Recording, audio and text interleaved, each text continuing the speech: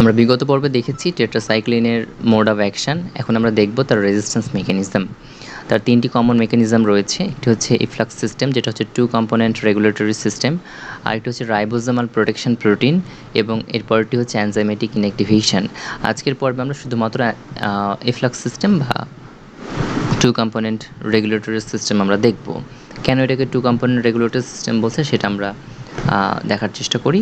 In general efflux বলতে আমরা যেটা বুঝি সেটা হচ্ছে যে কোনোভাবে যদি টেট্রাসাইক্লিন ইনসাইড দ্য সেল, এটা হচ্ছে এটা হচ্ছে একটা ব্যাকটেরিয়ার আউটার মেমব্রেন, যার ভেতরে ইনসাইড দ্য সেল কোনোভাবে টেট্রাসাইক্লিন চলে এসেছে, তখন সে স্বাভাবিকভাবেই এই টেট্রাসাইক্লিনকে কিক আউট করে বের করে দিবে।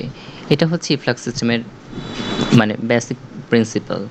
এখন এটা স্বাভাবিকভাবেই কোনো একটা বিষয় দ্বারা রেগুলেটেড হবে, সেজন্যই আমরা এখানে 2 কম্পোনেন্ট রেগুলেটরি সিস্টেমকে এক্সপ্লেন করব যে কীভাবে বিষয়টা আসলে সম্পাদিত হচ্ছে।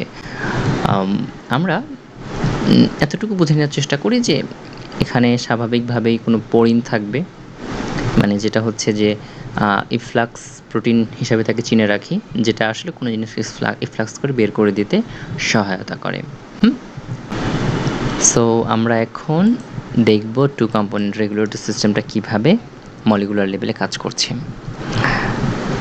এটি হচ্ছে একটি ডিএনএ, যে ডিএনএর এটি হচ্ছে একটি অপারেটর সিস্টেম, এটি হচ্ছে একটি অপারেটর, এটি একটি আরেকটি অপারেটর, রাইট?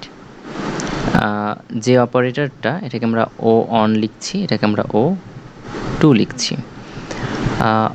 প্রথম অপারেটর সে হচ্ছে কার সাথে লিঙ্কড ধরে নিচ্ছি আমরা, সে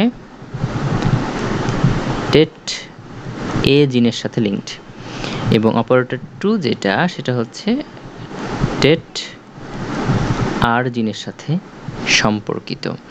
এই যে দুইটা জিন এখানে চলে আসলো, টেট আর এবং হচ্ছে টেট এ, এরা দুইজনের অ্যান্টাগনিস্টিক মেকানিজমের কারণেই মূলত পুরো ব্যাপারটার ব্যালেন্স থাকছে। কখন ইফ্লাক্স সিস্টেম কাজ করছে, কখন করছে না, এরা দুইজনই সেটা কন্ট্রোল করছে, দুইটা জিন এখানে। নর্মালি টেট এ যে জিনটা, সেটা থেকে যেই প্রোটিন আমরা পাবো, সেটা স্বাভাবিকভাবেই efflux protein, right? So efflux protein তার মানে টেট এ জিন এক্সপ্রেস হবে, ইফ্লাক্স প্রোটিন তৈরি করবে, কাউকে ইফ্লাক্স করে বের করে দিবে। আচ্ছা, টেট আর কি করে? টেট আর হচ্ছে সেই যে জিনিসটা এক্সপ্রেস করে, সেটা হচ্ছে একটা রিপ্রেসার প্রোটিন। আর মানেই বুঝতে পারছি সে হচ্ছে রিপ্রেস প্রোটিন। সে কাকে রিপ্রেস করে? সে হচ্ছে এই জিনটাকে রিপ্রেস করে, রাইট? এর অপারেটরে এসে তাকে সামহাও রিপ্রেস করছে। রিপ্রেস করলে টেটে প্রডিউস হচ্ছে না, টেটে প্রডিউস না হলে স্বাভাবিকভাবেই ইফ্লাক্স করে কাউকে বের করা তার অ্যাবিলিটিও তৈরি হচ্ছে না। তাহলে দুইটা জিনিস বুঝতে পারলাম। এখন রেগুলেটরি সিস্টেম মানে অবশ্যই এর একটা কন্ডিশন থাকতে হবে, যে কোন কন্ডিশনে কে আসলে ডমিনেট করতে পারবে। দুইজনই তো এক্সপ্রেস করতে পারে, টেটেও এক্সপ্রেস করলে এক ধরনের কাজ, টেট আর এক্সপ্রেস করলে তার অ্যান্টাগনিস্টিক কাজ, কিন্তু কখন কে কী করবে সেটা আমরা একটু বোঝার চেষ্টা করি। যদি কোনো কারণে এই সিচুয়েশনে, মানে আমরা ধরে রাখছি ইনসাইড দ্য সেল, এখানে আমাদের টেট্রাসাইক্লিনের উপস্থিতি রয়েছে। টেট্রাসাইক্লিনের উপস্থিতি যদি থাকে তো ভিতরে, কোষের ভেতরে, তখনই তো টেট্রাসাইক্লিনকে কোষ থেকে বের করে দেওয়ার প্রয়োজনীয়তা পড়ে, তাই নয় কি? সেক্ষেত্রে তখন মনে রাখতে হবে এই টেট্রাসাইক্লিন নিজে এই রিপ্রেসরের জন্য রিপ্রেসর হিসেবে কাজ করে। মানে এই টেট্রাসাইক্লিন এই রিপ্রেসরের সাথে, মানে এই রিপ্রেসর প্রোটিনের সাথে সে কমপ্লেক্স তৈরি করে ফেলে এবং এই টেট আর প্রোটিনটাকে সে ইনঅ্যাক্টিভ করে ফেলে। সো টেট আর প্রোটিনের আর অ্যাবিলিটি থাকে না সে কোনোভাবে টেট একে ম্যানিপুলেট করার জন্য। কথা খুবই স্পষ্ট। টেট্রাসাইক্লিন অ্যান্টিবায়োটিক, সে রিপ্রেসার প্রোটিনের সাথে বাইন্ড করে ফেলছে, এই রিপ্রেসার প্রোটিনকে সে আর অ্যাক্টিভ থাকতে দিচ্ছে না।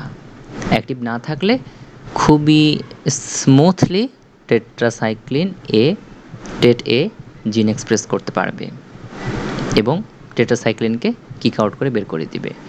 কিন্তু যখন টেট্রাসাইক্লিনের উপস্থিতি নাই পরিবেশে, তখন আর প্রয়োজন পড়ছে না হচ্ছে এই টেট এ এক্সপ্রেস হওয়ার, তাই তো? এটা তো আমাদের জন্য সে সময় West of energy, West of protein, যে শুধু এই প্রোটিনটা তৈরি হয়ে যাচ্ছে, অথচ কাউকে বের করে দেওয়ার মতো তো কেউ তো নাই পরিবেশে। তখন যেটা হয় স্বাভাবিকভাবেই টেট আর তার স্মুথ ওয়েতে সে হচ্ছে এক্সপ্রেস করতে থাকে। সে স্বাভাবিকভাবেই সে তখন এই টেট এরকে রিপ্লেস করলে আর এর এক্সপ্রেশনটা হচ্ছে না, সো আননেসেসারি টেটে এক্সপ্রেসও হচ্ছে না। এটা হচ্ছে টু কমপ্লিমেন্টারি রেগুলেটরি সিস্টেম। আমরা পরের পর্বে পরবর্তী মেকানিজমগুলো জানবো।